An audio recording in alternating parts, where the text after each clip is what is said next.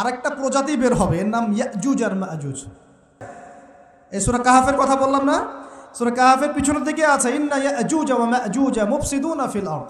যুলকারনাইন বাদশার কথা পড়বেন, তিনি এই যে দেয়াল নির্মাণ করে দিয়েছিলেন লোহা এবং তামা দিয়ে, মনে আছে, পড়েছেন?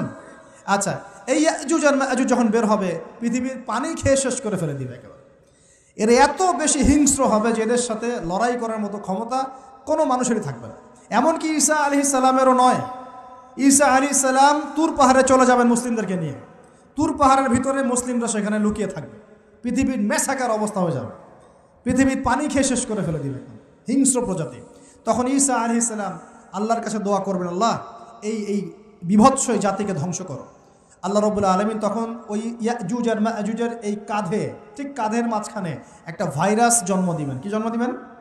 ওই যে বলি না মহামারীর ভাইরাস, অমুক ভাইরাস তমুক ভাইরাস, এই ভাইরাস আরও সামনে আছে বাকি এখন। ওই ভাইরাসে, ওই পোকায়, ওই ব্যাকটেরিয়া বা যেটাই হোক আল্লাহ পাক যাই দিবেন, এতে করে ইয়াজুজ আর মাজুজের পুরো প্রজাতি ধপধপ ধপধপ করে মারা যাবে। মানে এটা ছোঁয়াচে রোগ হবে। কি রোগ হবে? ছোঁয়াচে। ঠিক যেমন আমরা একটু করোনা দেখলাম না, একজন থেকে আরেকজন, একজন থেকে আরেকজন, এরকম জিনিস চলবে আরও বিশ্বে। আর এখনকার নতুন রিসার্চ হচ্ছে ওই সাইবেরিয়া অঞ্চলের যে বরফগুলো আছে না,